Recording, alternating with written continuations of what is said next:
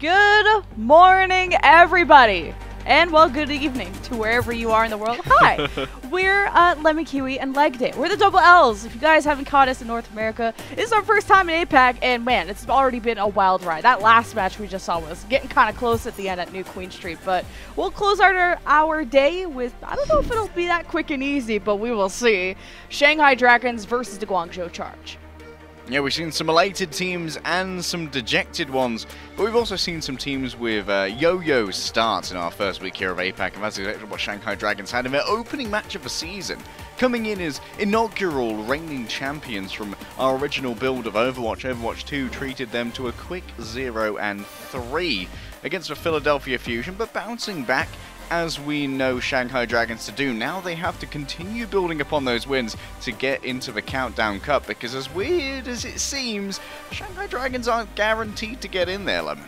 It's a bit of a slower start for them, huh? Like, just being 1-1 in a 5th place spot. Take a look at their roster, starting with Fleta and Lip. Now, Lip's an interesting story, and I know a ton about him. I remember casting him back in Contenders in the day, and he has, you know, big shoes to fill, having a similar maybe hero pool to Fleta a little bit with the Reaper and stuff. So he's playing with Fleta this time. Usually it's kind of Lip or Who Are You in the last few matches, but Shanghai had that slower start. You know, you had the game 5, they lost 3-0 to Philly, and not on top of the league as most predicted.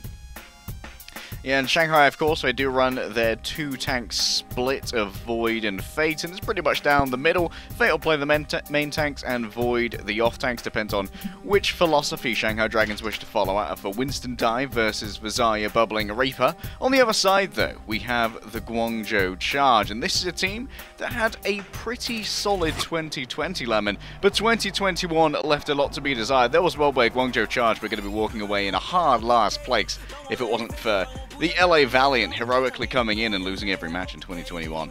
And now the Guangzhou Charge, they've built up once more, hoping for the same success of 2020 to once again rear its head. And someone I want to focus in on here is Develop. This is a player who's going to be getting a lot of respect from the Shanghai Dragons, because Moon and the rest of Shanghai know that for a while Develop was their secret weapon. This was a hit scan that Moon considered good enough to scout and pick up and kind of hold in reserve, even with both Lip and Fleta on the team as adept hit scan players. I don't like the way you said good enough. If a teacher or my parents ever said good enough, I would be disappointed by that. But also Guangzhou Charge's tank situation, a little bit unique of, well, Shanghai, you know, they more rely on their Winston Dive with Fate, while his Charge have incorporated more Zarya and even some Diva with Krong and Rio sharing more of that playtime, and Rio pairing well with Choice at One's Genji. And Develop, like you mentioned, kind of fills a lot of the gaps and has flexed a lot to different heroes, as we will kick off this series on Ilios, specifically on Ruins,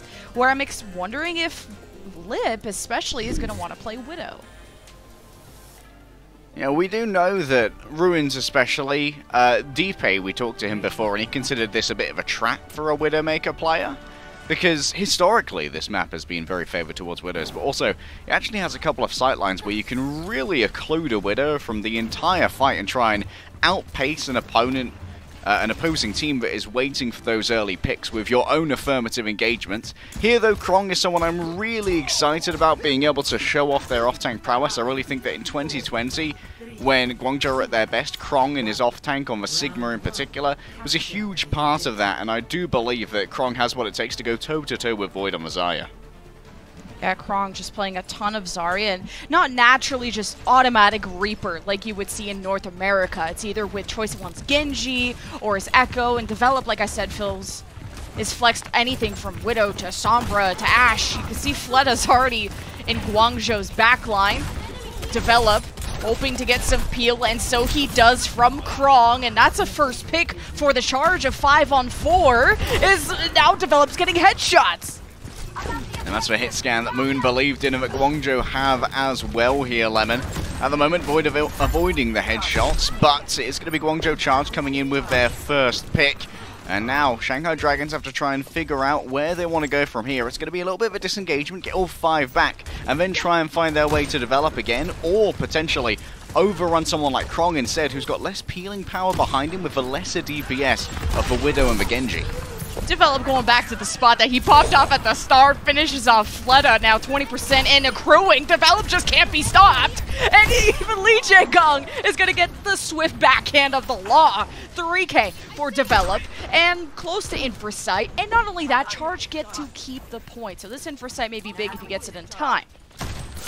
I'm kind of getting Fisher vibes from Season 1. You dropped me, you traded me away. Do you regret it? I'll make you regret it one way or another. Shanghai Dragons torn apart by their former rookie. And now their rival here on the Guangzhou Charge, still in control, 50% here, Lemon. And they are getting very close on the side of Guangzhou Charge to that Nano Blade. But Lip's already dead. So Shanghai are back to square one for a while. And this is even more time, even more charge. I can expect the Shanghai Dragons to have a really hard time closing the gap between themselves and Develop. I mean, Lip has to either find a way to TP without and going unnoticed because there is that loud sound line that happens. And then Fleta, is he going to invest a dash? How can he get close without using Deflect? You want to keep that as long as you can. As Develop has been able to waste a lot of Shanghai Dragons' time just continuously picking. Now seeing someone drop right below him. He ain't too sus about that. Now Fleta has appeared, climbs up. Both teams receiving bubbles. Develop will disengage. You're giving up space to the Dragons as they hope to step up. The grab is thrown from Krong, and it automatically creates this 5-on-4 where Charge are continuously in the lead. And now Shanghai have to work against the Nano Blade. Choice here one can use it at any time, but actually the Nano not even expended thus far from Farway. It was just to beat out cooldowns, Lemon, and now it's in the back pocket for Krong if it's needed. Farway can use this at any time, and Void can't even touch. 100-0 against a team that many considered far weaker. This is a disastrous opening for the Shanghai Dragons. I just feel bad for anyone's pick'ems in APAC. It feels just like the most obvious matches are so difficult to call. I mean, even Shanghai Dragons going to Game 5, what was it, versus the Spark? I'd have to remember. And then also getting 3-0'd by Philly. Yeah, so they went into Game 5 against Spark, which they did win, but no one expected a team like the Spark to take Shanghai Dragons to this level, nor did any of us expect 100-0 from the Charge right off the bat. I mean, Develop is just lasering kids today. Another interesting Dragons alumni who is present on the Charge is also one of their coaches, Youngjin. Everyone knows Youngjin from their time as one of the Doomfist specialists in 2019 Shanghai Dragons, who far outstripped the reputation they gained as an 0-40 team in the year prior. Oh, the Choice A1 Echo, usually not paired with a Mercy, so investing a lot of eggs in that basket. And of course, you're going to give those bubbles over when you can. Develop got dangerously low. Choice A1 picked off by Lip. I love this coast side approach from Dragons, and it's really safe now that there's really not someone that can boop you off of it like a Lucio can. The point is unlocked. Both teams still contesting it. You see Krong leaving, using bubbles to keep himself alive, as now the Guangzhou Charge are left without a tank, and so they will get flanked by Fleta. Oh, that's an MVP moment there. There's a reason that Fleta's MVP skin was on the Echo. The duality of good and evil, yeah, that's not needed anymore. It's just all cruelty at the moment from the ex-MVP. And now this is a little bit of a better showing from the Shanghai Dragons, getting their first percentage of the entire match thus far, Lemon. And you can see the Choice here one and Develop, they are far behind when it comes to the ult charge. They are getting very thoroughly suppressed when it comes to these sightlines. I like that Unique is, Lee Jae-gong is doing a good job of bouncing between Lip and Fleta, and it takes a good Mercy player to make those decisions of who has what cooldowns available. You're going to want a blue beam, you know, the dynamites to come in from Lip, or the sticky bombs from Fleta, and Fleta has already diffed Choice A1. The bubbles come out from Krong to allow Develop to rotate out of that dangerous position. Lip has to be dislodged. Guangzhou Charge realize this. They have support ultimates, but just keep starting off these fights down a person, and they don't want to take that risk. Yeah, you're exactly right, Lemon. Lee Jae-gong, very good when it comes to rotating the blue beam, but at the moment, Fleta's just handing out blue pills, and they are being gobbled down by the Guangzhou Charge. It's so hard to even get any real progress onto this point at the moment. Continuously trying to contest this high ground is so dangerous, and now, almost with 5 ultimates, are the Shanghai Dragons. This could easily be 100-0 if they're rationed out correctly, and they continue to control the pace against Guangzhou, who are continuously harried and harassed. Oh, Faraway has been picked, and Fleta was a bit quiet in that round 1, not having as good of a time on the Genji. I think just going after Develop and how many bubbles Krong gave to him was difficult, but man, is he shining bright on the Echo. Copies Azaria, gets grabbed by Krong just to occupy him a little bit more, but Fleta has been living, building up to a grab of his own, and honestly doesn't even need it. Went from 100 to 0 from the charge to now a Uno reverse card being dealt by the Dragons a few more percentage away. Overtime starts. The Charge are fighting back, and Develop has gotten a two-piece after using his bomb near the objective. Now it's not going to contest, and the Dragons about to close the door on this round. Krong's moved in on the Doomfish, trying to chase down Lijiagon here, and yes, it is going to translate into a kill. And look at that, Void is slept as well, but I think it might be a little bit too little and too late here, Lemon.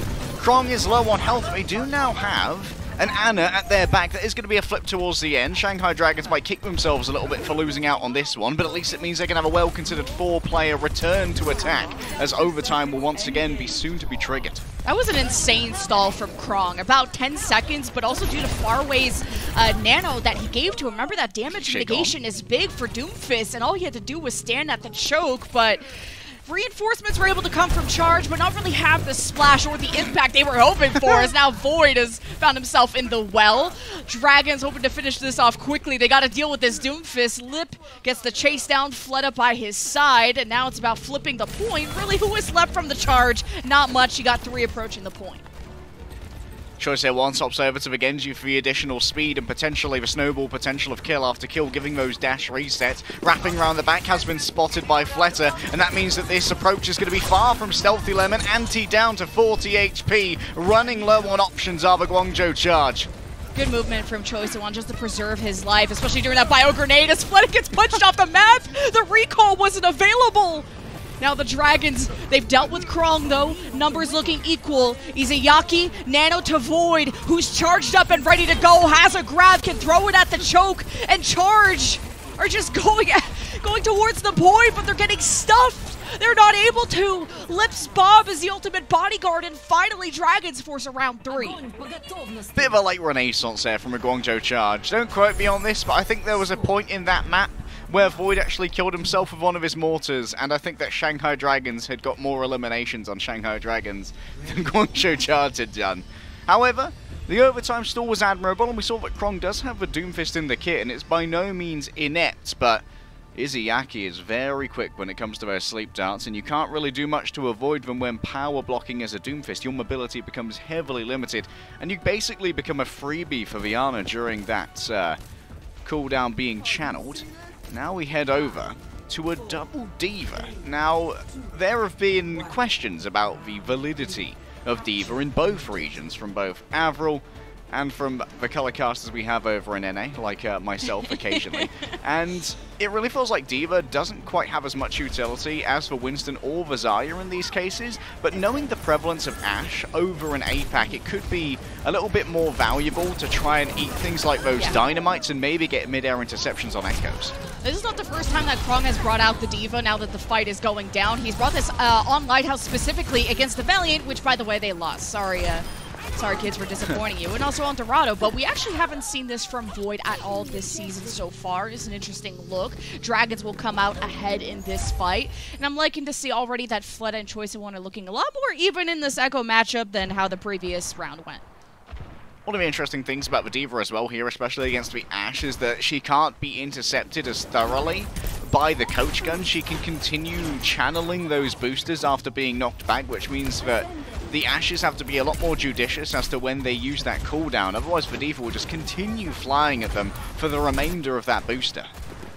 Lip on top of the point. Pretty safe position away from all the action, which has been more in the middle of the map. Now Izayaki has a nano.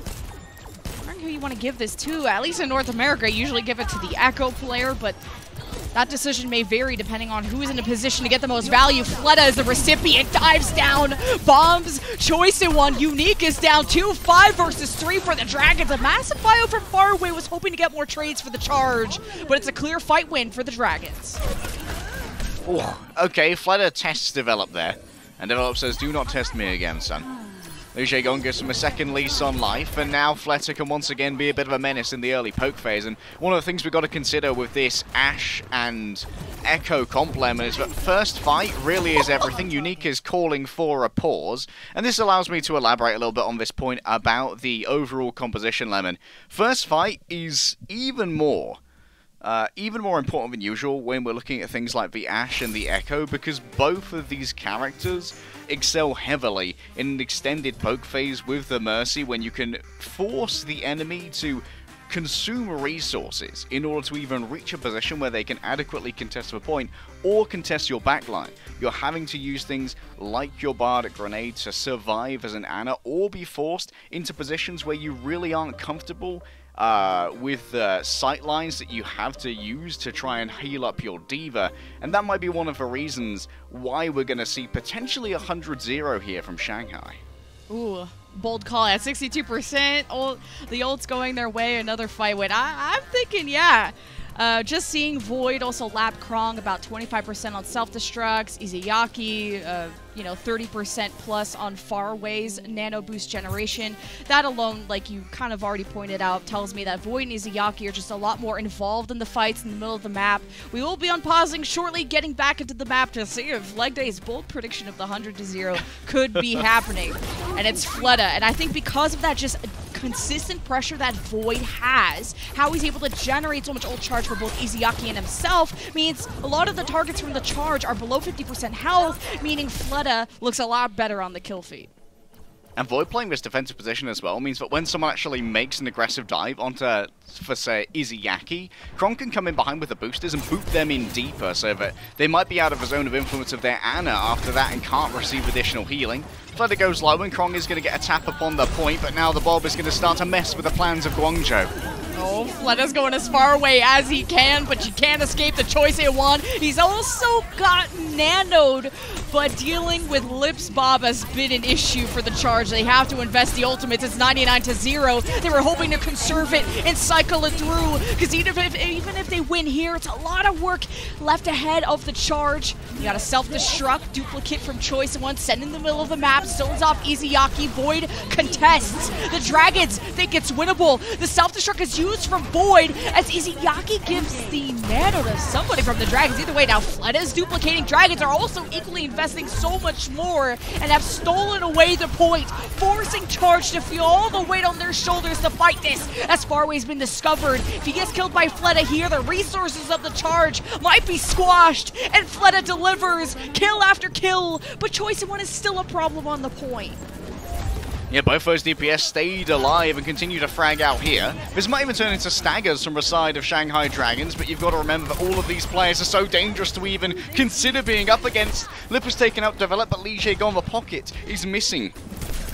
And now, Shanghai Dragons, they are going to just back off for a moment, knowing that they still have the pressure here to gain some land and make sure that Guangzhou Charge can't get a great poking phase, because they're so afraid of the sightlines that Lip has been able to generate.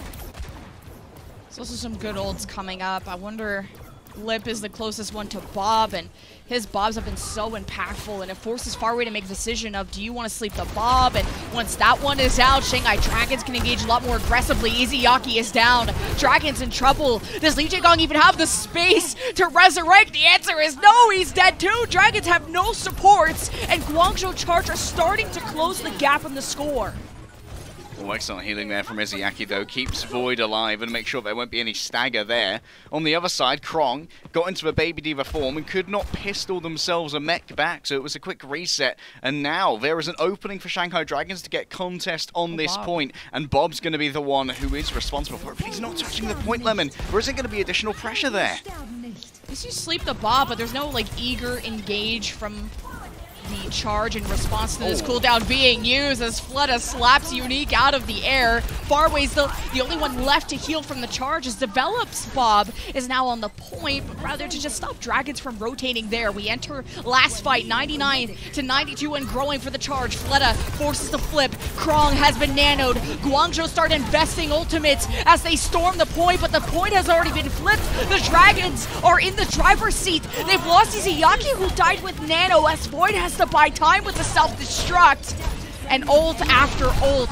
You look at the point, you're left with a 4-on-2 for the Charge, who are doing the ultimate 0 to 100 comeback, and Develop just can't be stopped like he was on Widow on Ruins, as he continues to do on Ashe on this map.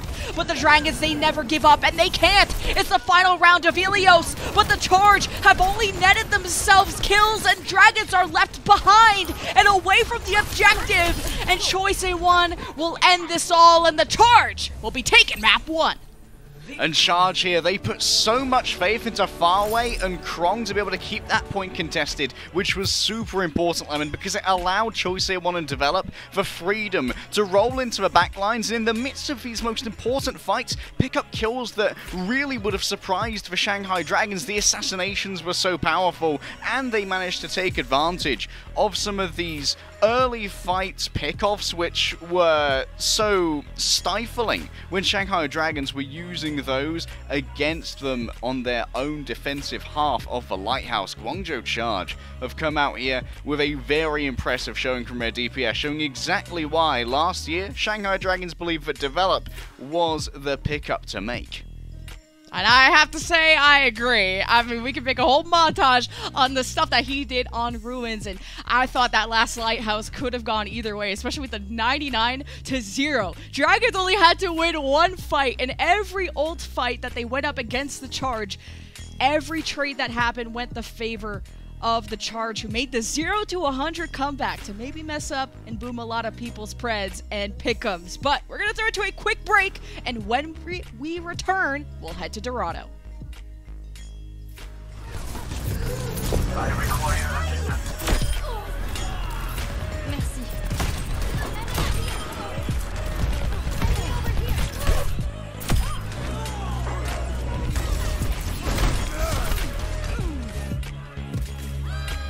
Meteor strike.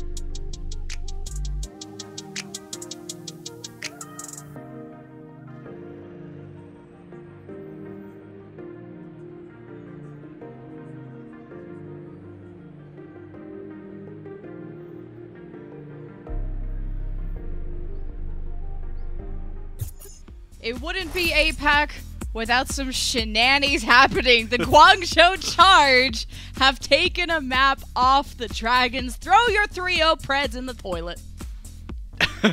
Yeah, my 3-0 Pred is officially boomed as well, but I'm pretty happy to see the Guangzhou Charge having a little bit of success here. I think that Unique was actually one of the better pickups in the off-season as well. Unique was a very successful main support on on Element Mystic during their 2019 Contenders run in Seoul, South Korea, and was one of a few people on that team who didn't really get a lot of love and a lot of respect for what was achieved, and I think finally Unique has been identified as a high-tier main support who's been able to actually flex around a lot of the main support hero pool during this season as well. We've seen the Brigitte, the Lucio, and now the Mercy as well, because coming into this one then we thought, okay, Choice A1's not really getting the damage boost that much, but it seems like up against Shanghai Dragons, Guangzhou thought we need to be able to blue beam versus blue beam. Yeah, there was kind of a mix of whether you wanted to have the Mercy or not for your Echo players. And yeah, speaking of Unique, also 2 new players joining the Charge are Develop and Molly, who we've already mentioned are former Shanghai Dragons players. So I wonder if that's like an extra motivation to want to be playing extra good. At least I know in NA there's a ton of smack talk. Now I haven't been seeing that in APAC yet, but I also wouldn't be able to read it if it were to be occurring. So I'm thinking that's extra motivation to just say, hey, man, I glowed up. I mean, there's a point where you just want to silently impart that you shouldn't have dropped me, right? Yeah. Like, even if you don't say it, you want to make Moon feel it. And I think that Develop is definitely throwing that energy out into the match right now, Lemon. Speaking of which, we've had a couple of other swap-arounds, of course. Both of our off-tank players have been sent to the bench for a little while so that the Winston gamers can come out to play. And of course, Winston's always been remarkably popular on Dorado. His ability to move between high grounds is super important on this map, as well as for Primal Rage being incredibly valuable in terms of its ability to knock people off of high grounds and into the waiting clutches of teams. The rollout here for Choice A1 on the Symmetra should put Develop up onto one of the opposing roofs to the high ground where the defense would usually sit. But look, it's actually being camped at the moment by both Flutter and Fate. Will this be expected? We'll have to see. It's also one of Fletta's first showings on the Tracer, at least just for this season. And Fletta's just creeping. He obviously vented for this spot. Now you just, you wish you had a pulse bomb because, man, their backs are just looking so open. What? Oh, now you finally see Develop in clip range. And then you pause! Uh-oh. Oh, yeah, we vote this guy out. Emergency meeting. Yeah, that's an emergency meeting kind of pause right there. I just saw this guy kill Develop in broad daylight. No dramas. You might be wondering how I got into this situation. This pause, even though it was called well before Flutter had managed to get that kill, might allow for a little bit of time here for Guangzhou to be like, okay, how do we do with Flutter here? Count the blinks. How many does he have left? Is it a 2 blink or a 3 blink? We think that he's still got recall. And it's only a short one here. I think Guangzhou are experiencing a couple of technical issues. They also called a pause over on Elios earlier. And we should be able to get back into game in just a second. Probably someone unplugging and replugging in their headset or something. Audio issues do happen now and then, Lemon. And Faye actually came in to try and rescue Flutter here, but had his dive knocked back. Yeah, so Flutter's just going to drop. He already used recall. It's already a get-in, get-out situation. Guangzhou Charge, though, I mean, they're still getting free card push, so Develop missing for a few seconds hasn't made that much of an impact. It's more now Develop being a lot more sus of who's behind him at all times. Fate getting already low, maybe force Dragons to just maybe head over to Market side as Develop takes a more aggro position further forward, hoping to get more shots into Fate, who shows his face. But I'm thinking now that this card has started crossing that underpass, Dragons are going to want to hold the Market side. But they Charge always have to be wary of where Fate is, because he can always dive someone like far away, and Develop, he still hits headshots. Bloody hell, Develop is just built different. He's nasty. And now Fate has been slept one to the head, a full bully compliment given over. That is not a humane putting down of the gorilla. Fate is down. Flutter, dare you test Develop? A little bit easier here to try and make a disengagement. A couple blinks away. The payload is shifting, and it's going to be flatter with Nano who recontests. The Nano Tracer. Oh, and the whiff on the wall. It's okay. And the blink into the wall. Sometimes you get a little hyped up when the Nano Juice comes in. The Charge also invests the Blade. Not satisfied with the amount of kills they've gotten so far. And what a clear fight win from the Charge, who made this quite swift and easy for themselves. Alright, Lemon, I might be counting my dragons before they hatch from their scaled eggs right now. But you got to remember that every single map loss that Shanghai get is actually incredibly worrying. At this point, we kind of expect of Shanghai, right, that they're going to be in contention to get into Kickoff Clash, but their only win has been 3-2, which is only +1 in terms of maps, and they've lost 0-3 before. So if they continue to drop maps against teams, or potentially even drop series here, their entire tournament is very much fraught with danger. And this would be big for the Charge, who have a really tough schedule ahead of them, and even just making a close series against the Dragons will be good for them, as Fate has already started the dive. He can play aggro, he has the Primal Rage. You see Rio kind of mirroring that position, also having the Primal Rage as Fate dives in towards the Widow of Develop, not able to claim that kill even with Fleda's assistance, while Lip tries to hold anyway the high ground. Rio hasn't been wanting to use the Primal yet, wanting to make sure that the Charge's supports are okay, and they are not okay. Fate is in the backline. He has Primal. I'm panicking. Lip has visored a wall so far, and Charge, they get to reset. Unique might go overboard here by popping that rally, but it does keep Farway alive for a touch longer. I like that Rio didn't bother to invest the Primal here, because it means at the beginning of the next fight, Lemon, the presumptive high ground position of the Shanghai Dragons is going to be in serious danger. Choice A1 is, I think, having a little bit of a duel with Li Jing on the high ground, but this is all about Rio being able to knock people off. No way, Rio gets an opening pick on a Tracer. Ooh! No way! It's falling apart for the Dragons! Oh man, when you got a Brigida, I know that shield is 2 by 2 feet, but you gotta stand behind it when you can, and Develop, he finds those angles, even after the Goomba stomp from Rio on the Fleta, which must have been either be able to identify the amount of blinks left, or Fleta just blinked in the wrong position at the wrong time. Now that right click from the Soldier is already gonna force Develop to the low ground, as Dragons hope to make up for some space. Alright, full force dive here from the Shanghai Dragons, where Fleta and Fate want Develop dead. They want his family dead. They want his favorite color dead. But at the moment, Choice A1 is trying his best to turn it around. Can't quite generate the blade off the back of the Nano. And Fate now has so much HP, but no friends to help him out. Everyone's dying, Lemon. Just both teams are counter diving right now, and the Dragons did a good job of stalling out the card, preventing progress, but Guangzhou Charge are the only ones who really got kills at the start of this. But the Dragons are still investing ults. They're only down 1. The Nano goes to Fate, but he's sleeping. Don't touch him, or you're gonna make that on a very angry Develop gets stomped on by Fate, and the Dragons were up against the wall, but the late ultimate investment has turned their odds around, and they have been able to hold. Oh, another pause called from a Guangzhou Charge. Something seriously wrong over at Guangzhou Charge headquarters. And I have a bone to pick with Rio right there. I wasn't entirely sure of how many people were actually active on the card at the time, but I feel like Rio probably could have forced the kind of, the objective being uncontested with the Primal Rage. It was only a couple dregs from Guangzhou Charge who were still alive for a good portion of that fight, including 2 supports of low mobility and a Winston who'd recently expended a leap. So there's a world there where Rio could have possibly knocked that sleeping Winston and woken him up, admittedly, away from the car and secured the capture, instead of allowing for Guangzhou Charge to generate a good amount of space for their respawns to come in and start doing some serious damage. Develop just has to keep delivering on those Widow picks, to keep justifying playing a Widow into a Soldier who's just going to have an easier time having more consistent output of damage, and the Tactical Visor being a more impactful ultimate in terms of fights versus an Infrasight, where that information gathering not so important when you have people with mics and ears.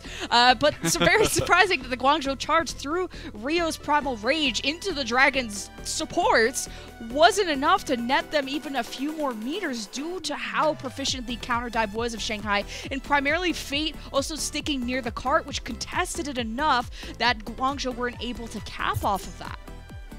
Also, we can see just like a reflection of the professionalism of the Shanghai Dragon support line in Izayaki and Li Jaegon.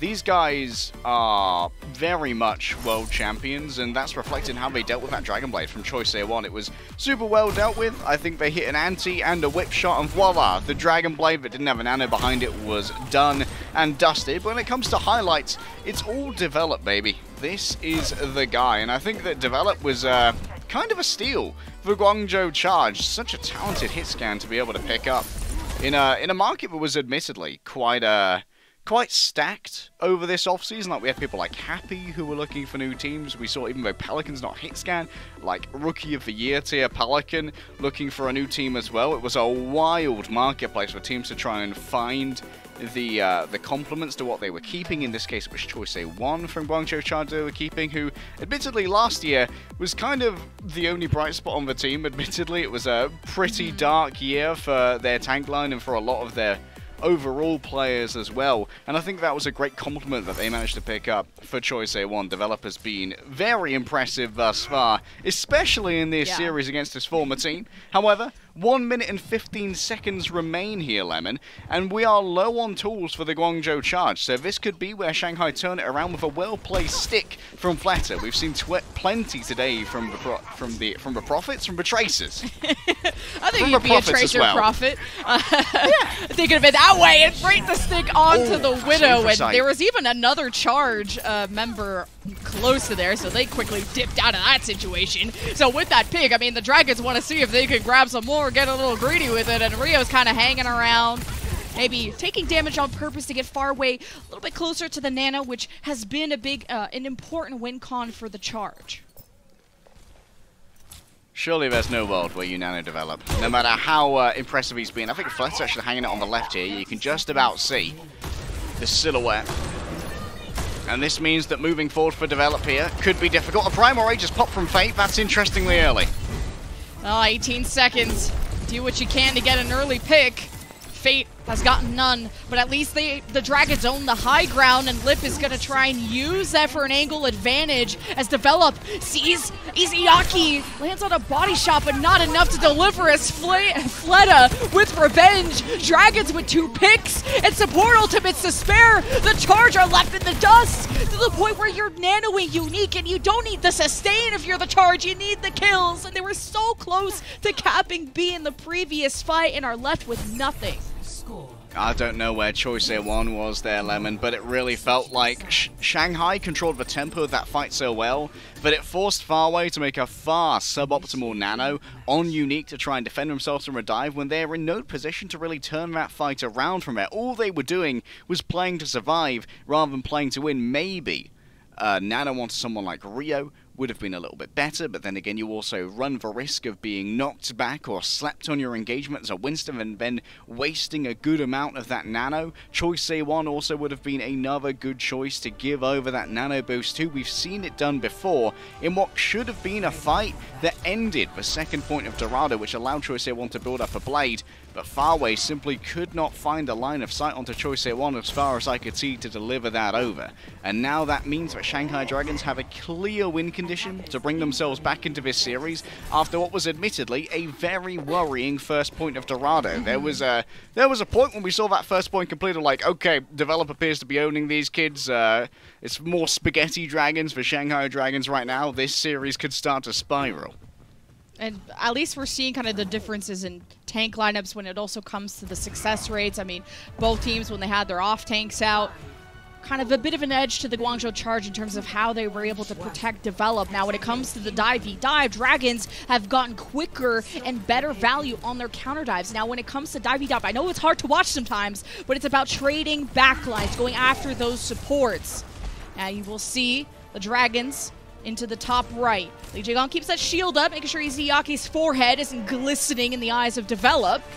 Now the Dragons have already started climbing up to the top right. That's where Fate is doing some scouting, especially to help Lip get an edge on Develop, who doesn't have his best of sightlines right now. Yeah, those pings, super important to allow Lip to look for Develop, and you can see that he's continually peaked here by Fate, because Fate, especially with the new armor with a 30% damage reduction on those shots, knows exactly how much they can take from Develop. Oh, Rio, how much can you take from this? Oh, I don't know about that. That's not your team. That's not your team. That's not your Ana. That's not my brig. Who is this? Who are you? You're not my mum.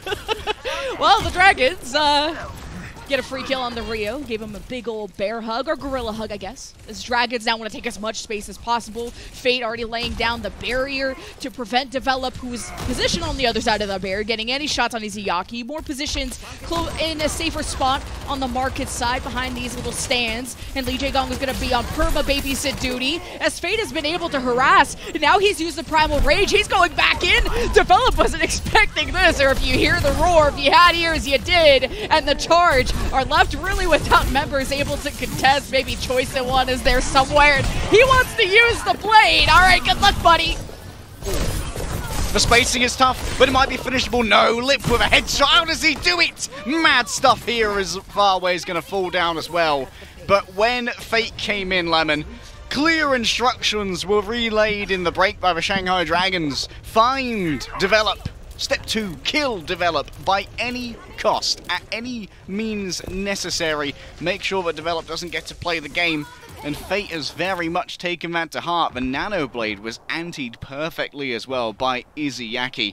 A world-class flex support, and Choice One is certainly feeling the pressure against this Ana, continually shut down in their most critical moments. Oh, as soon as Fate drops from the high ground, Rio counter-engages. He's actually over in the mini-pack. He's going to go contest Lee Jae-gong, put some pressure on him. The sports start to back away, and even if they're not dead, just breaking any kind of LOS that Izayaki may have on Fate can prove to be an advantage or an edge to the defense as Rio continues to own the high ground. And now Fate has started to dive those supports, laying a bubble in Izayaki's line of sight. But it's really not a lot of kills coming through. It could be up to these Widows, and what a smart position from Farway, knowing Lip could be jumping up and getting a headshot, as Rio hasn't been doing much on these counter dives, but more just being annoying, which has some value if you squint hard enough. The cart's still moving though, Lemon, and that is going to be very concerning. There's only so many meters that can be given away by the Guangzhou charge. A Nano given over. That's onto Lip. It's the Nano Widow. Unconventional, but at least gives some survivability, and Choice One has to back away. Yeah, the very few times you can justify nanoing the Widow is, you know, pulse bomb comes their way or a lot of hits, and Lip is getting rallied, but there ain't no saving him against a humongous gorilla in your face. The charge now have started to get kills. It's been a lot of soft dives, meaning, well, that's going to be a headshot. And Fate still lives. Bionic grenade. Okay, well, he's about to die. As a charge, a lot of soft dives, a lot of harassing the Dragons, who have now lost 2 members and have to reset. Oh, not the grapple into melee hop. That's so BM. But it works out in the end. Fate sent back to spawn and now has no primal rage. This means that Fate has to be a lot more judicious about their dives now. Lemon no longer has the get out of jail free card that the primal rage does provide. And you know you're going to be taking a huge amount of poke damage as you enter this second phase of Dorado. Choice One almost prepared for a Nano Blade here. Can Izayaki shut it down once more? Or will Choice One finally get his man against the reigning champion flex support? Lip getting into position, knows Develop has been back here, at least has found his mind and is worried about committing. Choice One brings out the blade, has already claimed Lee Jae-gong. But where is Izayaki? That was the next target. He's escaping into the back room, into the shadows. Choice One's on the hunt. Where is his prey? Man, Izayaki is the best hide-and-seek player I've ever seen. And Lip, well, he's been discovered, and the Dragons are going to chill out for a second. I hear Grandma Feetsy's around here somewhere, padding away. Choice One has to allow for Izayaki to escape, and then would simply dash away from a Fate dive. Space gained for Fate, but it'll easily be reclaimed here by Develop. Wait. We got Fleta in the back, moving in on to Develop. This could be the critical flank, but Fleta might instead decide to try and pressure the cart, knowing that, hey, this could easily be forgotten about by the Guangzhou charge in the midst of a wild ride. Pretty wild ride, so wild I might fall asleep. No teams are really getting a ton of kills. You got a back half from Fleta. Charge almost asleep, letting that one go through. The box of victory in the sights of the Dragons, hoping to tie up this series as Flood has been a threat, and he will continue to be. He's got a pulse bomb, wants to give this to Unique. He hits the payload. Unique is barely alive. He needs the attention of Faraway, who's maybe more helping Rio through his primal rage. Unique has been left to live as a bionic grenade from Izayaki is choicing one in Rio, but the damage has already been done from the charge. The Dragons are sent back at 30 seconds. Choice A1 tearing through the backline there, as Fletter was admittedly trying to play the objective, but it did mean that the dives were less effective from the side of the Shanghai Dragons. They simply did not have the reliable damage the Tracer brings with those pulse pistols, and now with only 10 seconds remaining, there's plenty of ultimates to make this work, but almost a nanoblade from Choice A1, who popped off in the last game as well. Fate's so low, not forced to pop the primal, and that could be critical, but watch for the blade from Choice A1. Oh god, okay, finally someone touched. They waited until the last second. The supports are cut down, and the charge! I can't believe this! A mediocre push at best, but to keep the former champions at bay is incredible. But you're not out of the woods yet. You gotta deal with Fate. Never underestimate what Fate can do, especially with Fleta by his side. The dash cuts through the Tracer, and Fate is left to stall. Izayaki will be back with Nano, but he's just barely in line of sight of Fate, and it unleashes, but it's too late! The charge take a second map and go to series point. Oh, the nano boost for map 3 is at Lemon. Guangzhou charge 2-0 up. And a little bit of a grin from Unique can develop there. It is already an upsetting scoreline for Shanghai Dragons fans, but it might get even worse. In order to get a dub out here, in order for Shanghai Dragons to get a positive overall match win rate in our 5th season of Overwatch League, they are going to need to reverse sweep. Otherwise, Lemon, they could go down 0-3 to their second team in 3 games as a reigning champion, and that would spell trouble for the Shanghai Dragons. Yeah, can the Dragons continue to live up to these very high expectations that the fans have set on them in a new game, in a new 5v5 format? Because even the lowest of teams have started to rise and really surprise both the other teams in the league and even the fans. Excited to see how this series will end up. We're going to turn to a break and allow the Dragons to recoup.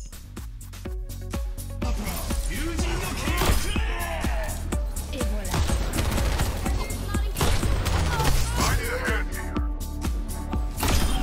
I need help.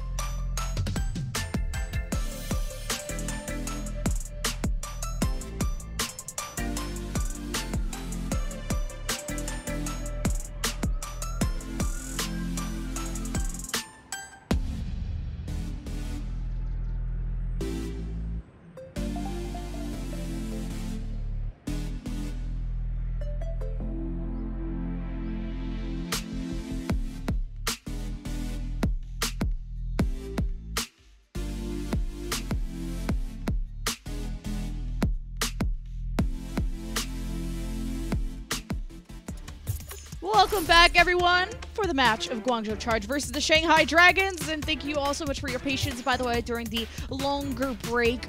As you can see, there was been 3-4 pauses for a reason. So hopefully the Charge are all settled, modems plugged in, and everything is good to go. Because I guess they don't want to end this series that swiftly, huh? Oh, the modems must be plugged in and smiles must be on their faces. 2-0 against the Shanghai Dragons. Lemon, these guys are the reigning champs. They're sitting on thrones, crowns on their heads. Overwatch 1, they finished as undeniably the greatest team from 0-40 to champions of the world. And now, 0-2. Shanghai Dragons are currently going through some growing pains, Lemon. Overwatch 2 appears to not be the strongest transmission just yet, and I hate to bring up the past. Actually, I love to bring up the past. Yeah, you do. I'm lying. I'm lying again.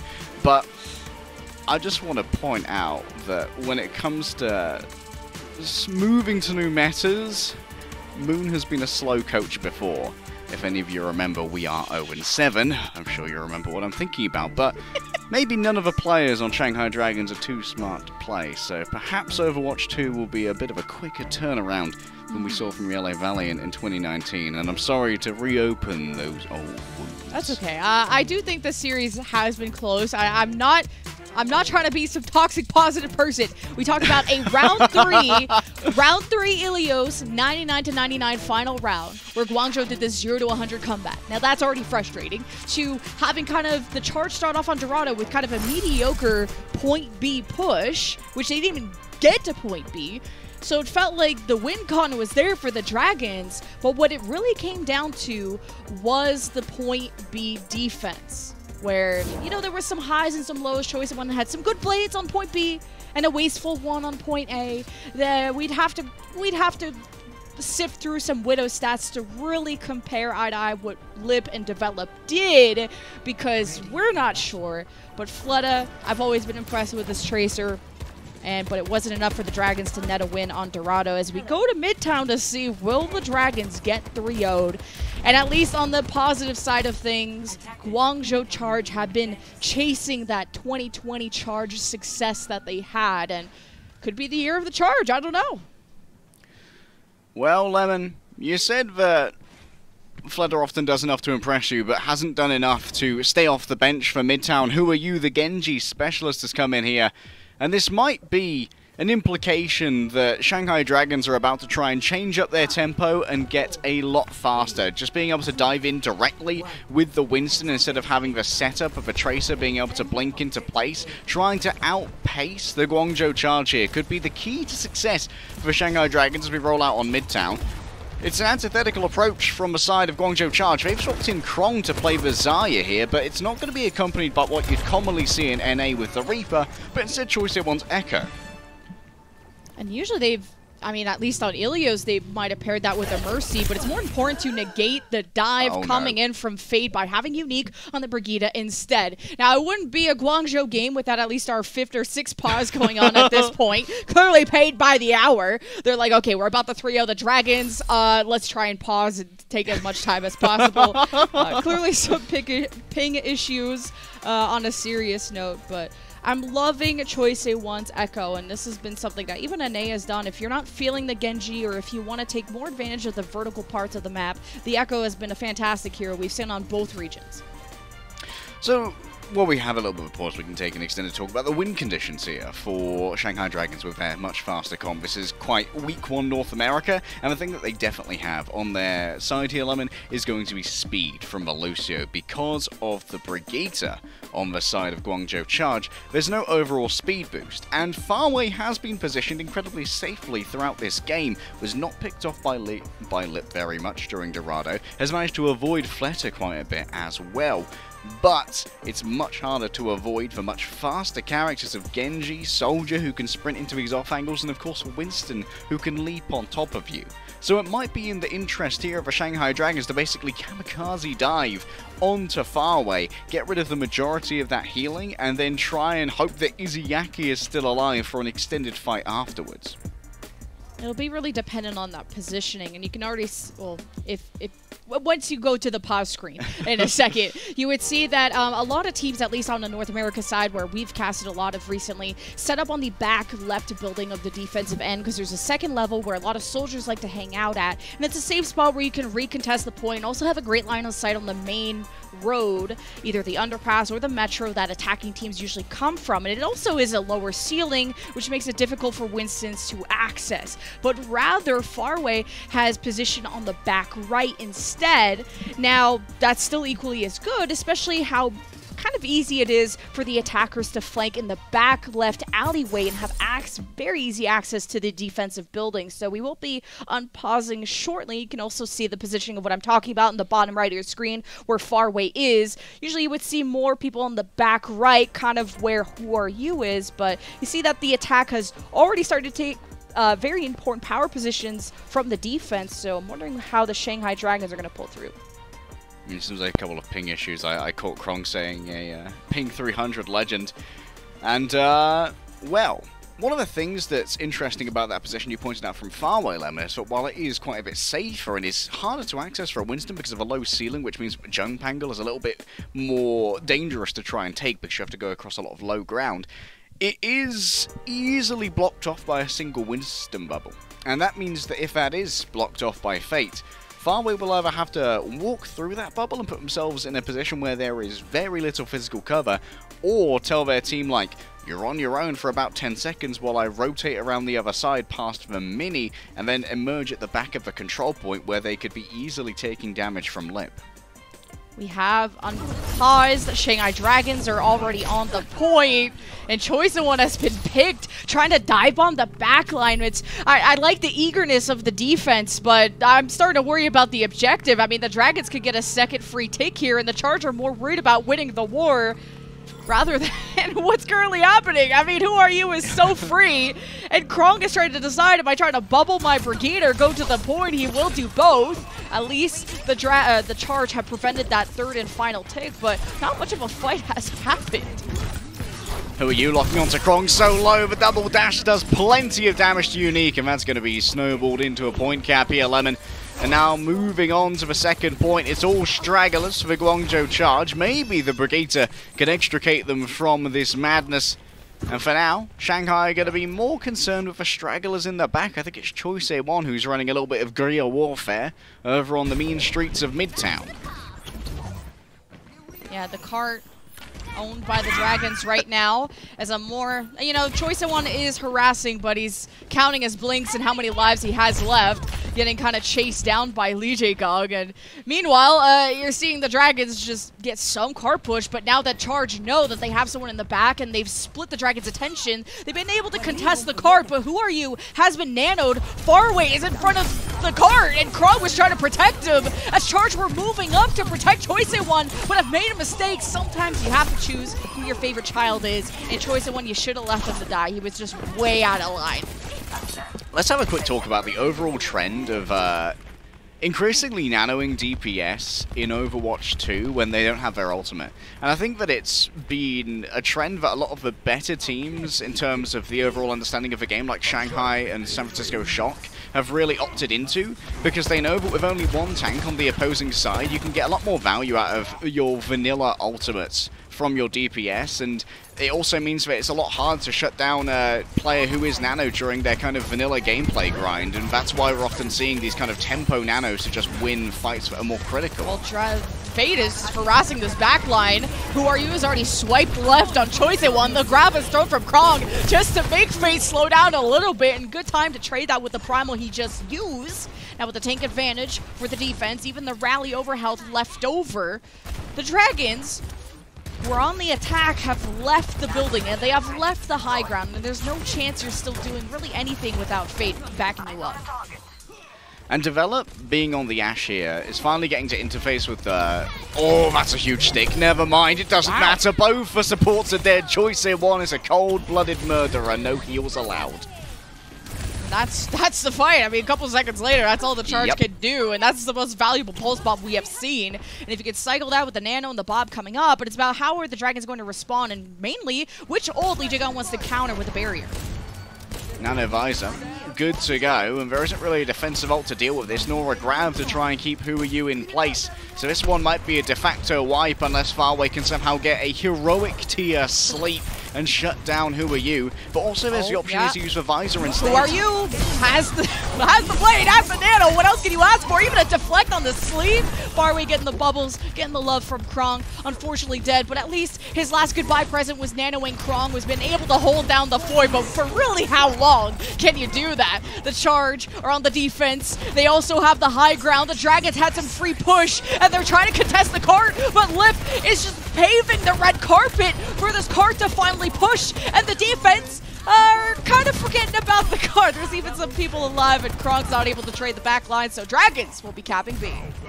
That was incredibly expensive to do though, Lemon. A sound barrier was expended there without any major stimuli forcing it out as well. Lige Gon at least did provide safety for Lip to use their tactical visor during it, and Lip will actually escape with only a sliver of HP, very close, and gives Izzyaki a touch more ult charge themselves. But this does mean that Krong's going to have the first ultimate available of anyone here in this first fight for C, and it could be incredibly important to try and gain control of these forward high grounds for Guangzhou Charge by investing early in these point C battles.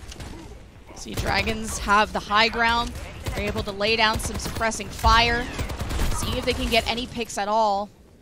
But Guangzhou are fine. I mean, they can generate. It's both teams trying to generate ults. It's really Krong is ready to pull the trigger on the grab, as you mentioned, once the dive actually starts. I mean, the defense don't have to move. The weight is on the shoulders of the Dragons. Fate is already in the back line. Krong has been assassinated. The grab is thrown into the supports, or mainly Lip, to prevent him from following up with Fate. At least Fate is sleeping on the job. He's left alive with the Primal, and he will be woken up as Lip's nano that he received wasn't able to do much, you know, stuck in the grab and all, but he will have the visor.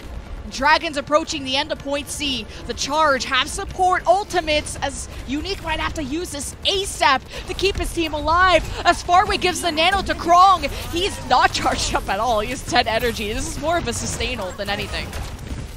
Yeah, it just keeps Krong alive for now. Fate begins to burn, and it is going to be a quick disengagement here from the Shanghai Dragons. But that nano overall, Lemon, that was simply to keep Lip alive. They got stuck by Choice Tier 1 when they were stuck immobile in the Graviton Surge, and the 50% damage reduction meant that they weren't one-shot by that ultimate. Lip can't quite get the combo there.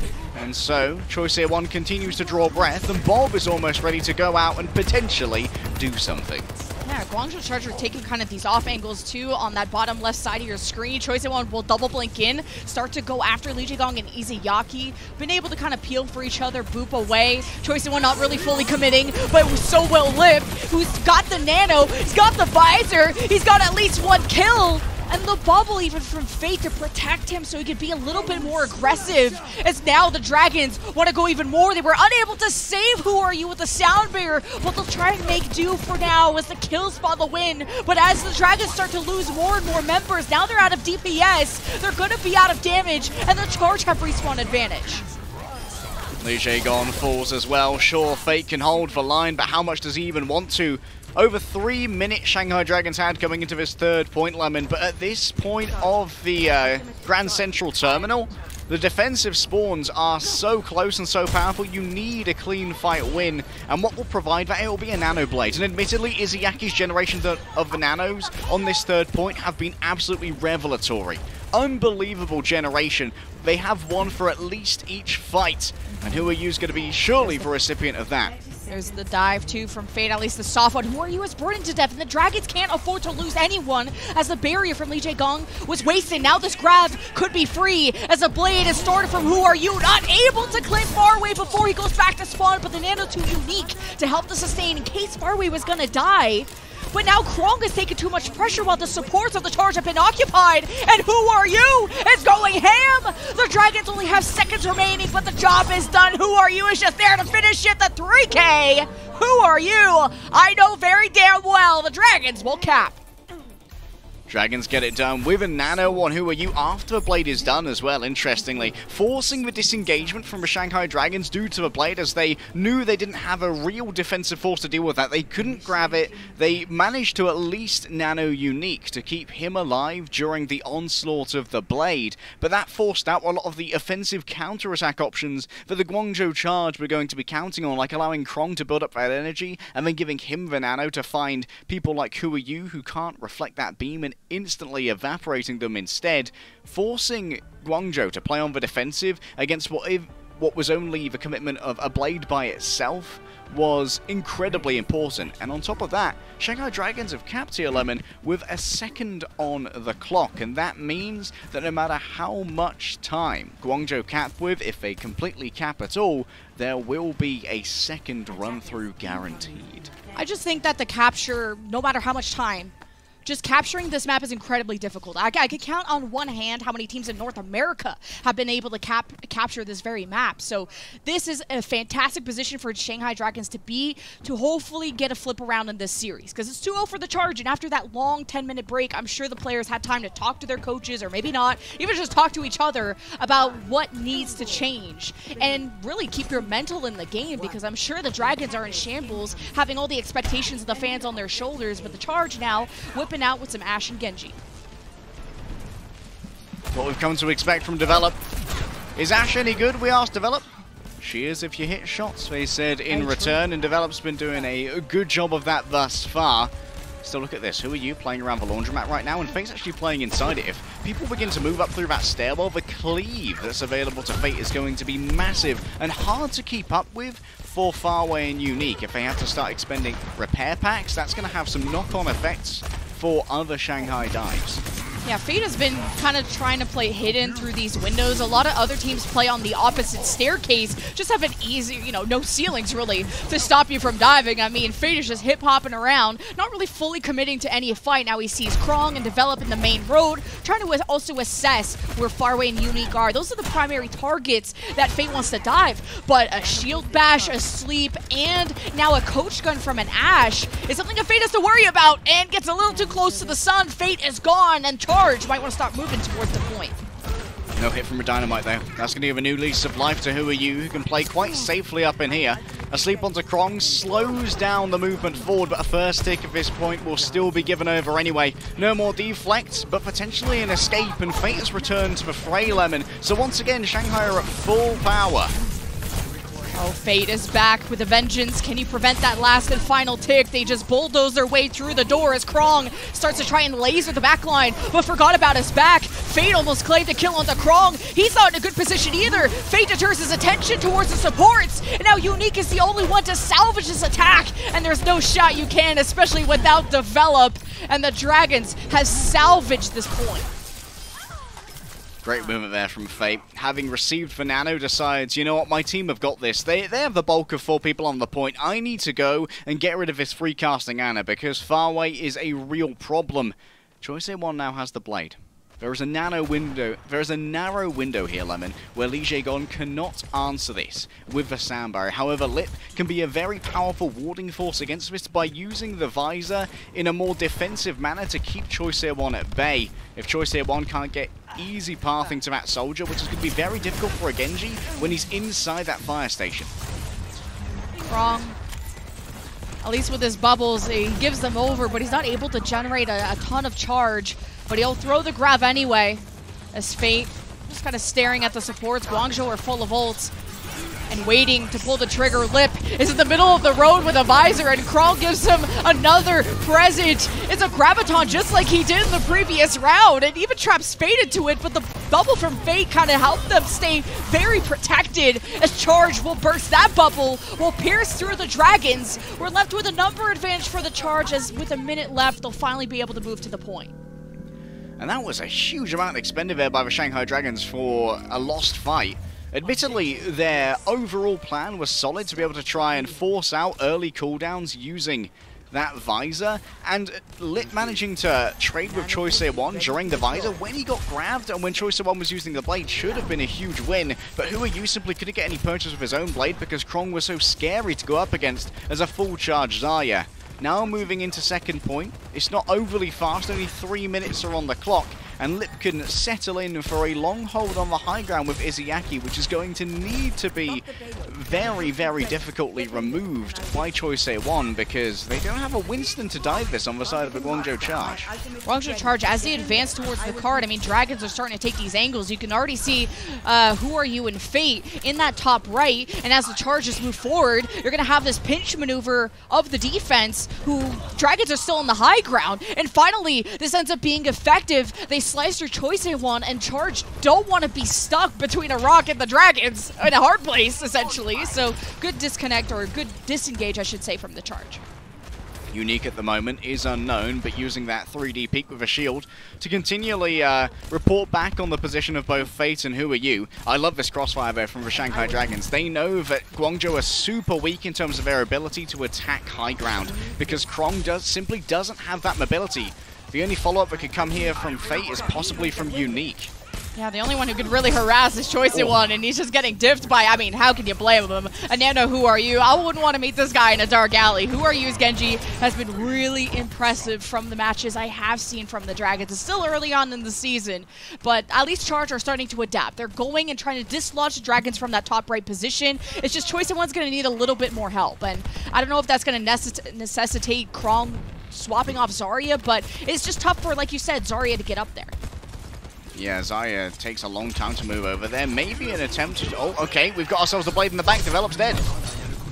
You just can't remove Fate and Who Are You by committing 1 or 2 members. I mean, Krong probably has to be a little bit more heavily involved. I know he gives maybe 1 bubble over, as he's more trying to... Krong's attention is also going to Lip on the high ground, and they really have to commit to one of these packs of people. And the thing is, if you force out Fate and Who Are You like you really need to, they can disengage for a second phase of defensive fights anyway when they go and just hang out with Izayaki. Choice A1 almost has a blade here. It needs to be huge, but look at this for speedy disengage from Shanghai. They want to go fight in mid. Now just the bob from Develops at the high ground, so you ain't gonna hug that one close range, and the Charge just have barely gotten any progress so far. They're really just not out of the woods yet. As soon as that bob from Develop's gone, guess who's back? It's Dragons, but guess who's back with the brand new Dragons? Choice one with the blade gets immediately shut down, along with my Rab career, obviously, and the Charge ain't going anywhere fast either. You know what, Lemon? I'd buy your mixtape. Thanks, pal. However, with Choice A1 losing out on that Nano Blade, not being able to purchase a victory here, I think this is curtains for Guangzhou Charge. Attacking these high grounds is going to be so difficult, and you can see the Shanghai Dragons have once again arrayed themselves on these verticalities. Yes, it will be a touch on the cart, but I think Midtown is going to be an unpleasant sunset for Guangzhou Charge's streak of map wins here, Lemon. Well, Develop has already used Wraith and might have wanted to save that for when he's in trouble, just like that. He TPs up, gets headshot by Lip, and now the Dragons have the number advantage. They have the sound barrier advantage, and Charge are just waiting for their impending doom of just really unable to push through this underpass. And Dragons, after this now, will be able to start climbing back in the series. The reality there, Lemon, is that Guangzhou Charge were kind of stuck in their ways and did not react to the stimuli presented. Develop swapped over to the Reaper at the end, but it really should have come sooner so that Develop could move alongside Choice A1 and at least have a 2v2 in the high ground against that Who Are You and Fate combo that were holding the alternative high ground opposite the main one, and force them out so that they could be ambushed later on by people like Krong, who take a lot longer to try and make those rotations happen. In this case, it was just a better meta understanding of Midtown from Shanghai Dragons that carried them to the end, and you can see exactly why Winston's become the most popular tank on this map, Lemon. Absolutely. I just felt like you talk about those Krong rotations. I just didn't really see any. He kind of stood in the middle of the map. I think it was more of like, hey, I'm helping. It was, hey, look at me, Lip. Hey, look at me. I'm very shiny with my bubbles. But yeah, not too much helping the dislodgement of Fate and Who Are You in that position. So the Guangzhou Charge get held back on Midtown, but the series is still in their favor, 2-1. After this break, we'll see. Are we going to Game 5 or not? No power down. Get in there.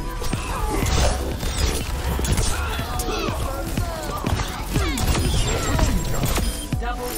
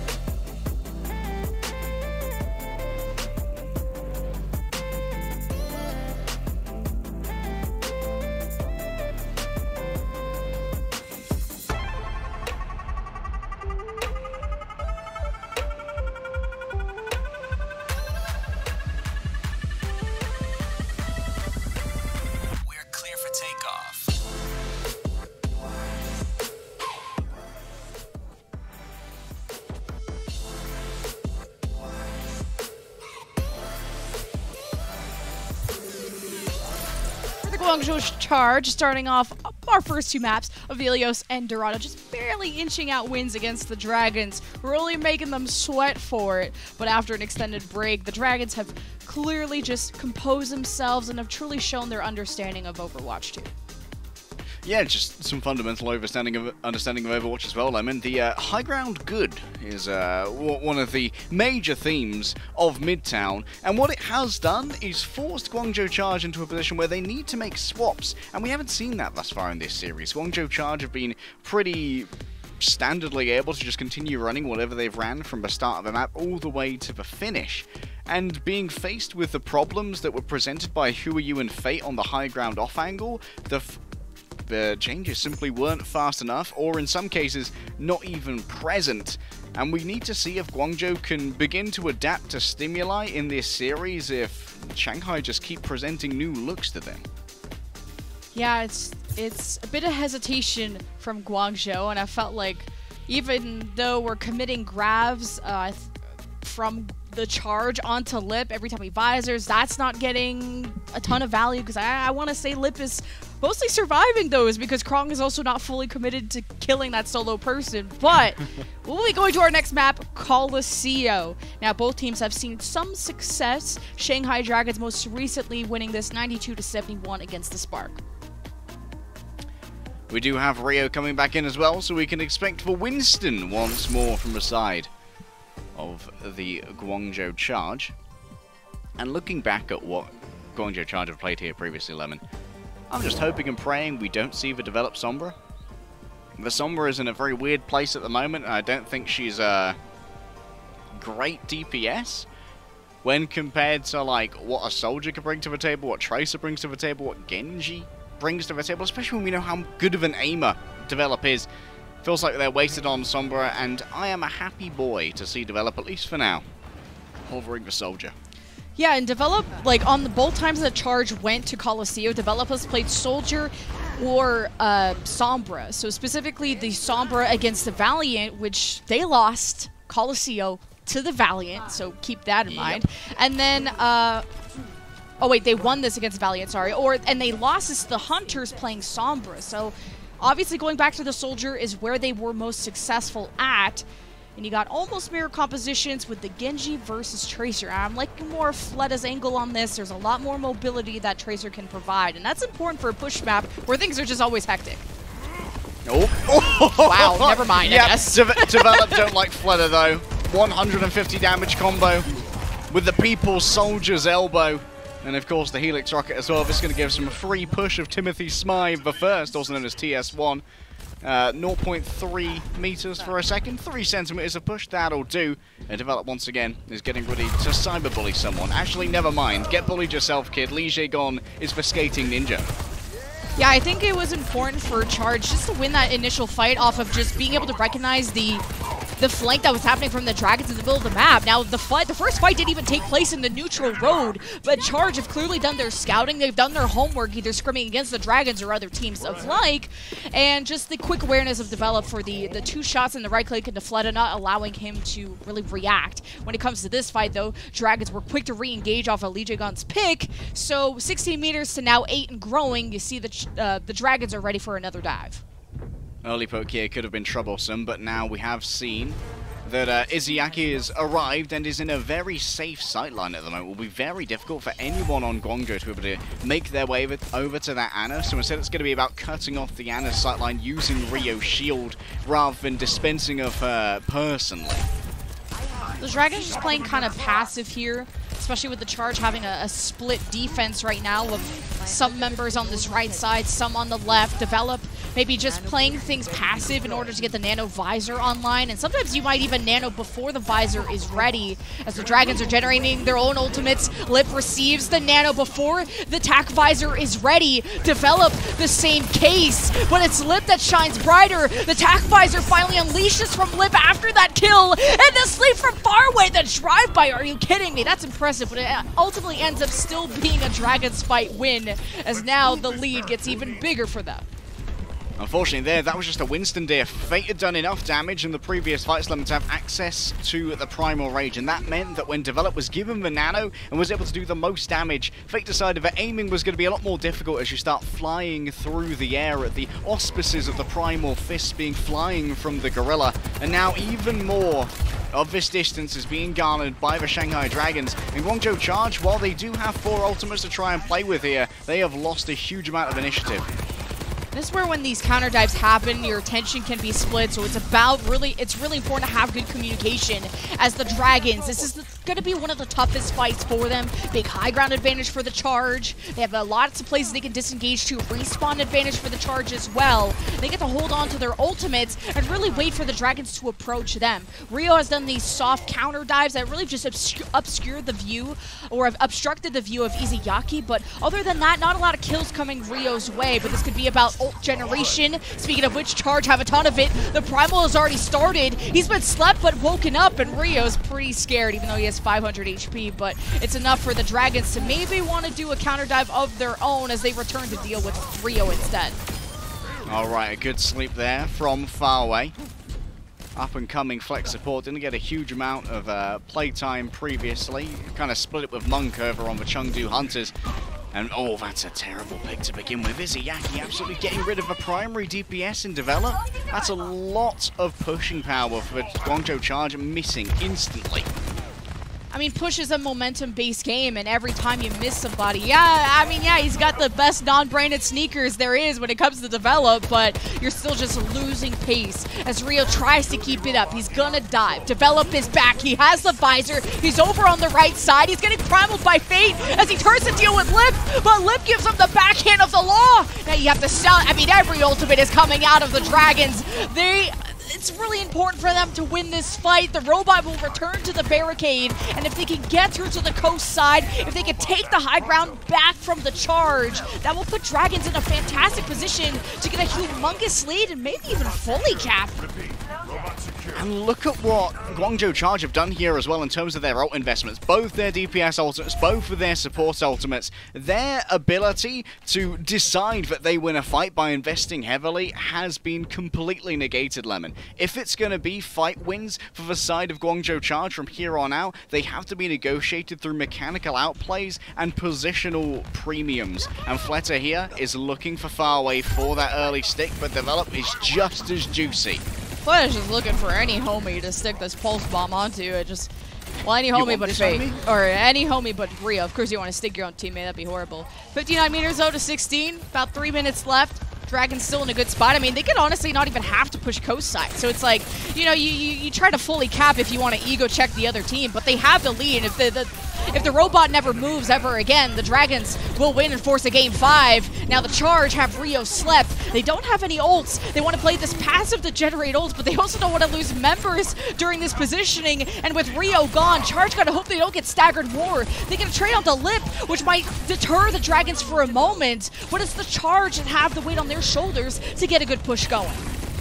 Yeah, Charge needs to win multiple fights in a row on top of that, Lemon. Even if they do decide to manhandle their way through a battle using something like a nano boost, you got to think about the fight after that and then the fight after that as well. Fate simply keeps TS1 in place. The indecisive robot back and forth. It doesn't know where the allegiance leads. Here's a nano visor likely to come through. Develop doesn't even want to. I'm sure off of that pick of Fate 5v4, they're feeling confident that there's really nothing protecting the Dragons. And now they're getting, well, yeah, that's a choice, but Dragons thinking they can turn it around. It's just not likely. 4v5 is a lot more possible in Overwatch 2, but Guangzhou Charge still have a lot of work to do to close the gap. Oh, no nano visor now for Shanghai Dragons. Okay, that's just a certified limp moment. Fate moving on in, and yes, the barricade will continue to push on forward, but Shanghai have arrived on the scene right now. Unique tries to keep the bot here, but Lip just giving over so much damage, and Flair's simply stealing the bot away, Lemon. Just Charge. Needed to really keep this up, and it's looking, you know, the They're respawns. Winning, but where's the bot? It's coming. It's slowly but surely it's coming, okay? Don't rush me. I don't like being rushed. Timmy does not like that, and they have to give it up now because so many of Shanghai have returned, Lemon. That was excellent management from Fleta to just win out in the backline while most of his team died and make sure that that was not going to be a pushable scenario for the remnants of the Guangzhou charge. And now it's back to square one for this team, even with the 4 ultimates that they have to play with. Yeah, the barrier from Lee Jae-gong to counter Choice A1's Blade, or Develop might want to strike back as a plan B, but he gets pulsed. Go to plan C, 911, charge, you have 18 seconds, and you gotta pull this off 4v5, but at least you trade with Lip, you make the numbers equal. Choice A1 stands tall when charge needed him to the most. If you can stagger Fate, that's even better, but overtime will start once the charge remain on this spot and start the barricade, as it's up to the charge to keep the Dragons trapped. If Develop can play the back high ground here as well, he may be inaccessible while channeling that visor. Look, he's actually gone into this close angle here, moving in with the nano. It's huge, Lemon. The Nano Visor at least gets Lee Jae-gong, who drops the sound there. I don't even know if it affected anyone from the Dragons. The Dragons were in a winning position. The Charge are only down by 5 meters, and if they do, they'll take the series from the Dragons. But Dragons have the closer respawns. They can keep this going. They just have to play their life. Izuyaki protected, Lip by his side, but the Charge, they bulldoze through. The bot will start going any second now once you get Fate out of the way, but he's holding the Preble Rage until the last second, and Rio doesn't have that luxury. It's up to Fate to bully Choice A1 off the cart, but he's bullying Rio back to spawn. It's up to the 2-on-1 against Choice A1 to clear this for the Dragons. Overtime will step away, but Charge get back in time. It's up to Lip to finish this for once and for all, but it's Fleta that gets the kills, and it's the Dragons that force the Game 5! The Nano Visor from Develop was at the right time, but in the wrong place, Lemon. They were outflanked by Lip, who managed to take away multiple members of the Guangzhou charge, and then, like you pointed out, the respawns for Dragons were so much closer. All they needed was time and patience, and faith, or rather Fate, had both in spades, holding on to that primal rage for the most important moment when they could simply bully away the most meaty member of Rio and stop him from touching the cart. Dragons have refused to take this lying down, and map 5 is on the horizon. Get your brooms ready. We have one last break to go to before we go to our final map. It's Lijiang Tower, and we'll see you on the other side.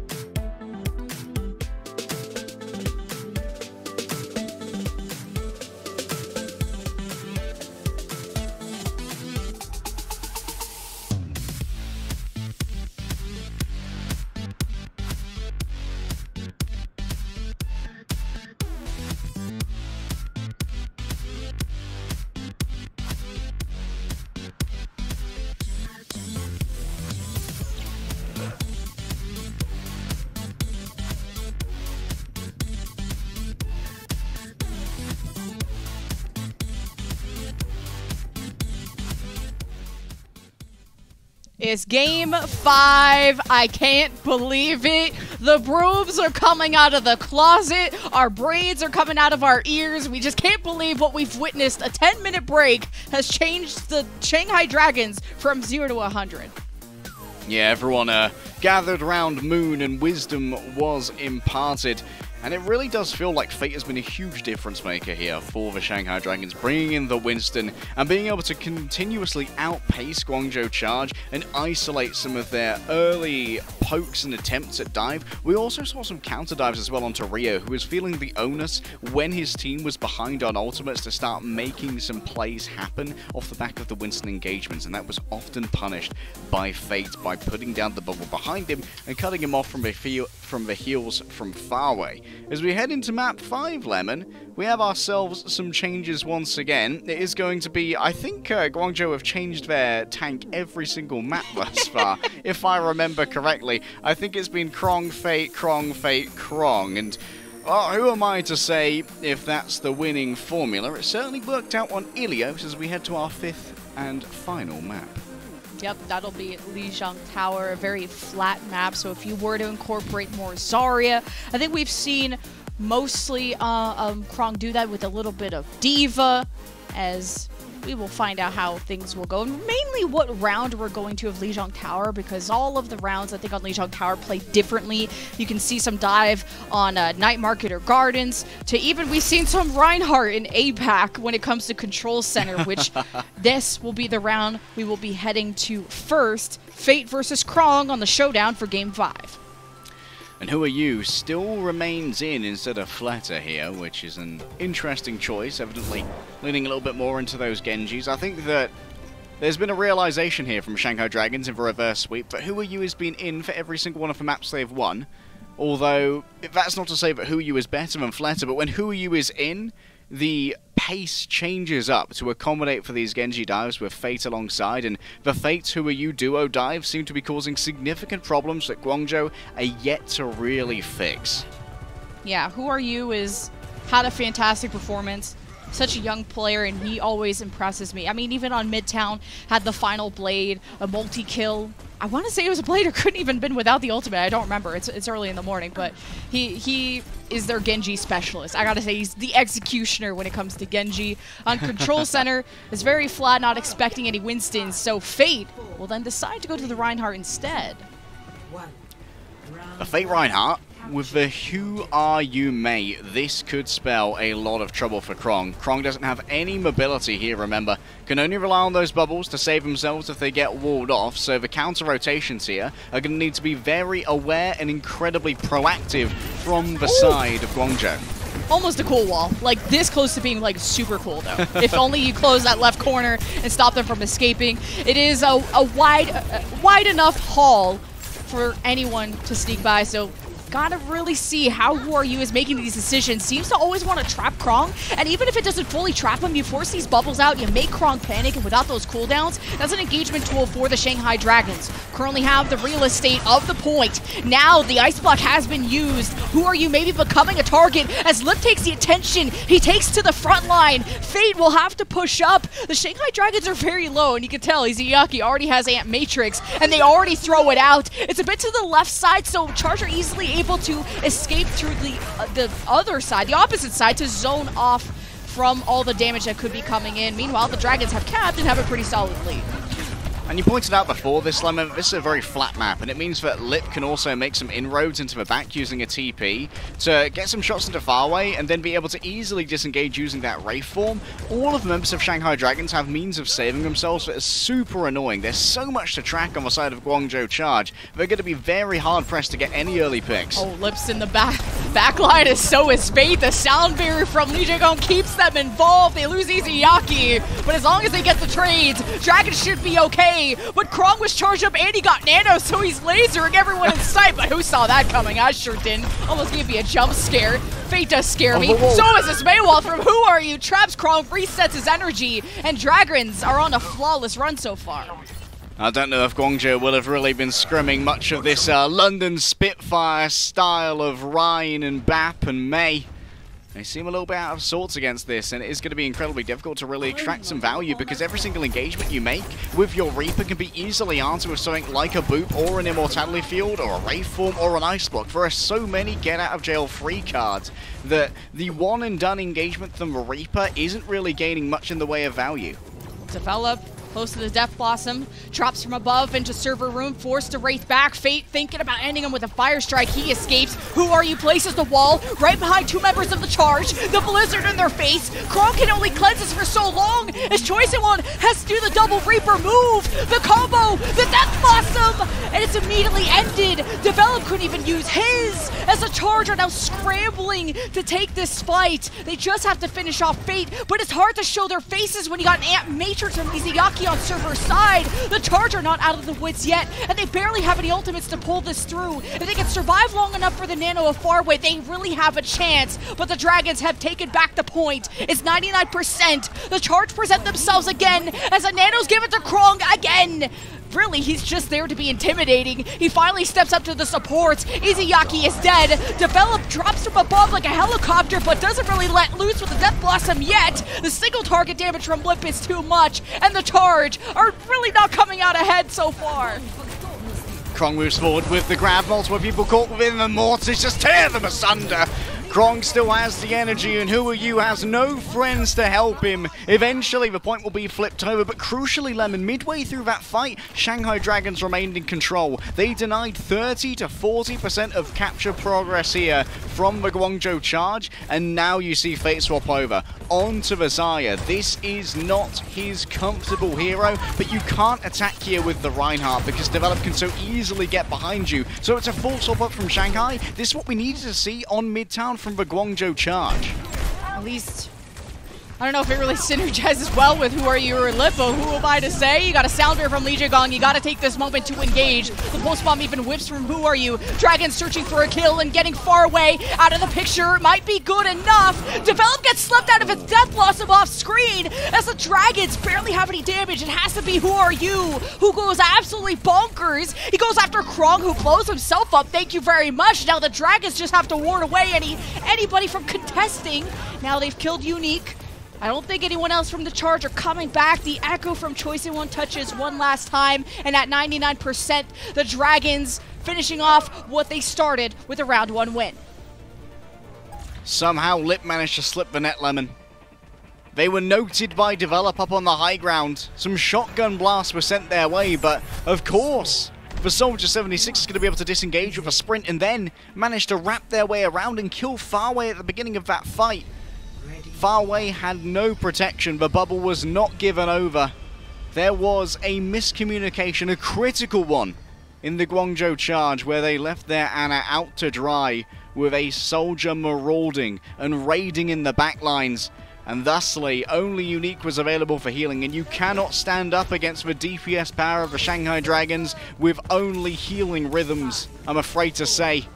And so Shanghai will walk away with Control Center as we head over now to Gardens. Who Are You has returned to the favoured Genji, and it looks like Shanghai are back to their old tricks once more. Unique has gone to the Mercy here to try and give Choice1 some additional teeth to tear through the Dragons. Yeah, if Choice1 can just dive the backline like he did on Ilios, found a lot of value last time, even forcing Fleta to have to step up on the Echo, but Fleta ain't here. He ain't here to save the Dragons. Meanwhile, the Dragons looking like they're perfectly chilling without him, getting the points about to unlock, and they have middle map control. Charger actually coming through the white room side, hoping to use the choke and Krong to their advantage, as Choice1 hopes to go unnoticed, starts to take pressure from the Genji. Maybe wants to fly back towards his supports. Now the bombs have been great, but we're waiting for an execution from this Echo player, as really barely any kills have gone down, and Dragons have the point. Now Choice1 doesn't even want to force to rotate, but that's a 3-man bio from Farway. Dragons taking shelter either on the point or Dojo's side, and Charge not really taking advantage of such a crucial moment. Yeah, Krong is so far split from the rest of the team, but crunches are so difficult to deal with. You can see the shield there on the bridge from Fate was supposed to block off healing from Farway. Well, that's a moment to engage when you get The Nano, sure, why not? Get into the backline, and he got the Mercy pocket. Of course he's executing left and right. But Charge, are you gonna wait for an ultimate for every engage? Echo is such a good hero in the neutral, which means without an ultimate, that I'd like to see a little bit more eagerness out of him. Yeah, Fate doesn't really feel the fear of the Echo right now, especially with that focusing beam. There hasn't been too much in the way of forcing out the shield early and then making Fate play well in the line of sight of their Ana rather than making some more risky dives. Lip ready for a Nano Visor here, especially after the flight. It's easy. That's great. As soon as you see the Mercy in a site where she can't hide, the Visor cuts them both down. The Moth without the wings, and Choice One is gone too. It's a full reset for the Charge as the Dragons retake the lead. You're exactly right, Lemon. Once again, it was the Shanghai Dragons just taking the initiative there, forcing the flight out of Choice One, and Unique popping that Valkyrie meant that there was no cooldown left to remove themselves from Lip's Nano Visor. Now, once again, Choice One leads the charge with the bubble, but really, the engagement power of Guangzhou Charge is super weak with this composition. They've just got to follow after Choice One and hope he hits the shots. The grab is thrown, countered by the Sound Bear, and Krog's even slipped. He can't even have fun with what he started. Meanwhile, Develop pushed White Room and thought they had an off angle. He just needed a charge to be a distraction for maybe a Visor to come out and maybe even a Nano now that Farway has it, but Charge completely flubbed their grab engage, and now Fate is trying to get more staggers at 75+% for the Dragons. This is deadly. The reverse sweep looking more and more likely with each passing second here, Lemon. Develop still has a Visor to play with, and Fate won't be beamed on down here by the Echo. Not in a position to really punish that Winston for taking so much damage. But now given over again, and Choice One.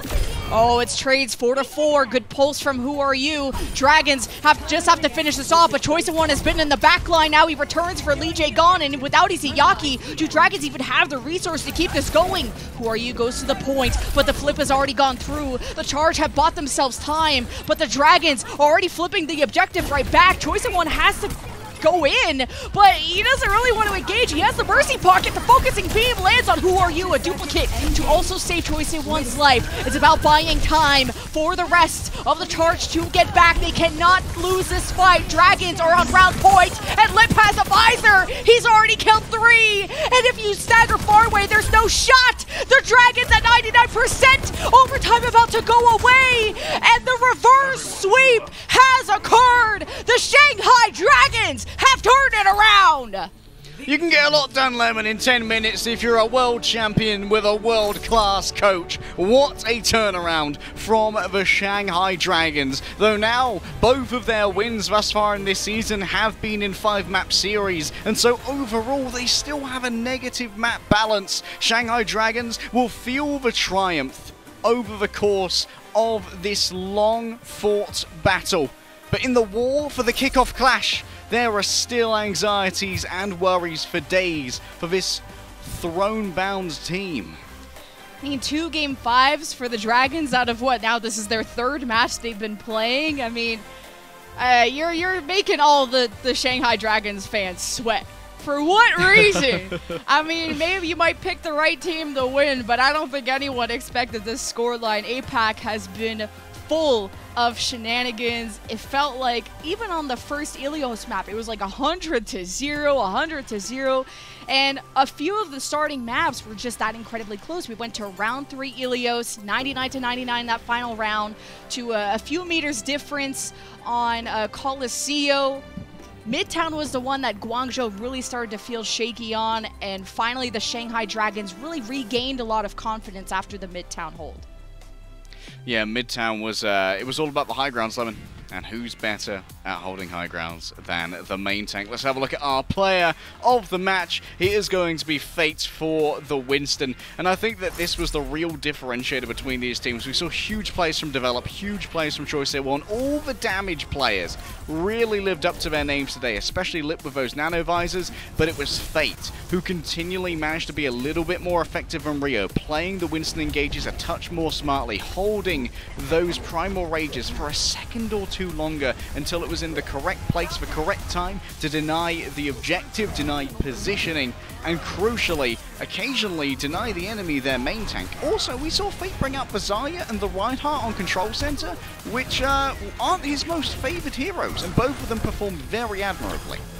I mean, Fate was the whole reason they ended up winning Coliseum to, yeah, even just playing heroes that he's not maybe as known for, just really pulled ahead. And really when it came down to Midtown, he was a part of that hold, as you already mentioned. To the only spots I was iffy on was Dorado, which was incredibly close, within meters of each other on the point B failure to capture it. I think it was more about Fate setting up the pins and hoping that his team knocked them down, and once those dots connect a little bit more as the season progresses, I can expect Shanghai to just have quicker series than the long one that we had.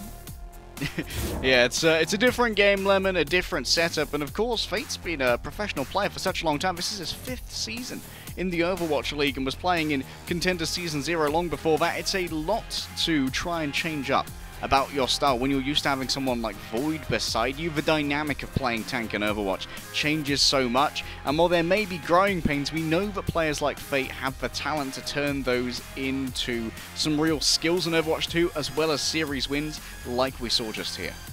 Well, if you're a fan of the Guangzhou Charge, they will be playing again tomorrow against the Seoul Dynasty. It's going down at 4:30 a.m. Pacific, you know, time zone, blah, blah, blah. Go to overwatchleague.com on the schedule tab.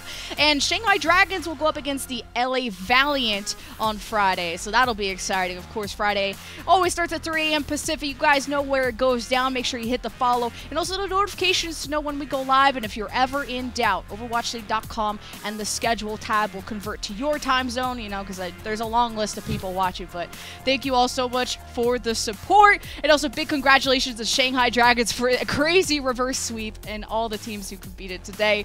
So that's been Leg Day. I'm Lemon Kiwi. We'll see you tomorrow. Down!